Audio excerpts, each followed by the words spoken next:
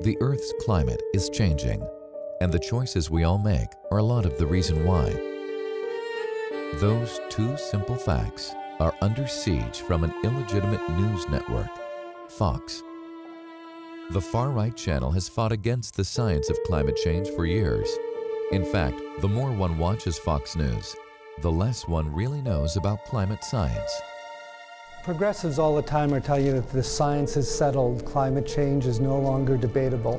And if you take a look at it, that's the case. Of course, scientists are going to continue to debate some details. That's what scientists do.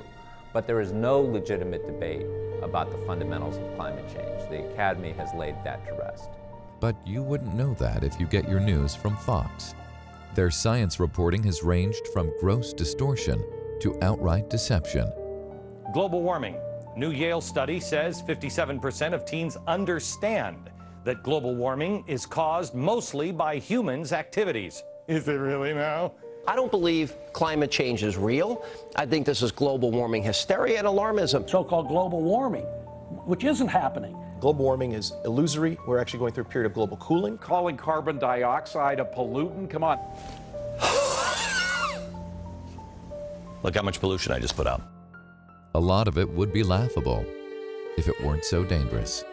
This is our Fox News global warming alert for you. It is freezing. Blizzard versus global warming. Who do you believe, Al Gore or your freezing butt? A pre-winter into winter storm like Europe hasn't seen in years. Forget about all that global warming talk. It's not global warming, I'll tell you that. Another storm could be headed this way next week.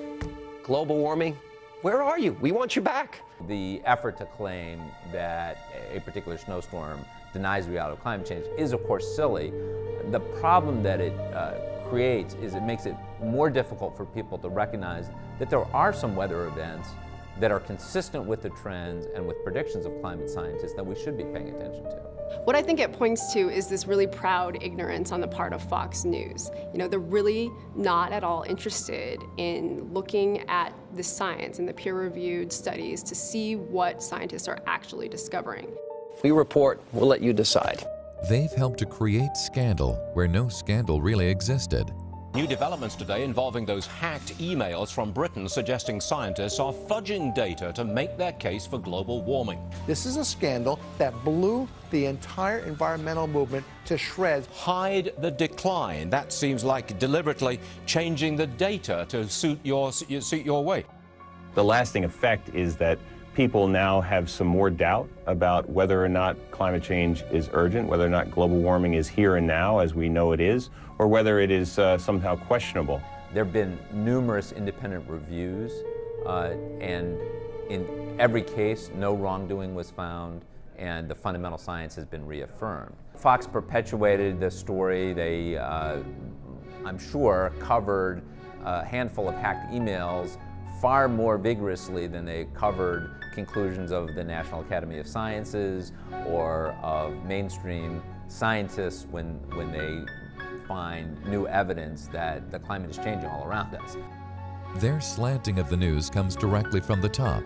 In late 2009, in the midst of global climate talks, Fox's managing editor Bill Sammon instructed news staff on how to deceptively report the facts. We uncovered that Bill Sammon had sent an email to the journalists of Fox News and told them that they shouldn't report that the planet had warmed in any period. What he wanted them to do was to cast doubt on the temperature record. And he said that anyone reporting claims that the climate had warmed should immediately note that the data has been called into question. But skeptics say the record-keeping began about the time a cold period was ending in the mid-1800s, and what looks like an increase may just be part of a longer cycle.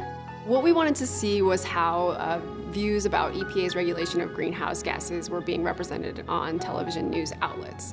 So we did a search dating back to December 2009. In 2009-2010, Congress failed to pass comprehensive legislation to limit carbon pollution, but EPA still has authority under the Clean Air Act to reduce global warming pollution. And we looked at all the guests who spoke about this issue on 9 networks. And what we found was that 76% of these guests were opposed to greenhouse gas regulations. And if you look at just Fox and Fox Business Network, that number jumps above 80%. we're seeing a very distorted picture of what EPA is trying to do. In fact, they're required under the law, and they have a long history of adopting sensible standards that reduce pollution while protecting our economy, and that's what we expect EPA to continue to try to do if they're allowed to do their job, which is what most Americans want. Like the rest of their climate coverage, from so-called Climategate to their attacks on climate scientists, the point seems to be to confuse the issue. What they're doing is distorting the truth to fit a right-wing agenda. You can hear it in the talking points they use, the same ones used by Republican politicians. For the first time in the history of keeping records, there's snowfall on the ground in all 50 states. Mr. Speaker, since the release of these emails, it has become very clear that the science is in fact not settled. I don't think that anyone disagrees with the fact that we actually are in the middle of a cold period that started about 9 years ago. But there isn't even one study that can be produced that shows that carbon dioxide is a harmful gas. Every time we exhale carbon dioxide. We don't know what those other cycles were caused by in the past. Could be dinosaur flagellants, or who knows. Everything looked frozen right to the depths of the ground, and it just makes you wonder, where is this global warming that's going to save us? The facts of what's happening to our world should not be a partisan issue, but many conservatives and Republicans, for one reason or another, have made it one. And Fox, as the communications arm of the Republican Party, has been more than happy to help.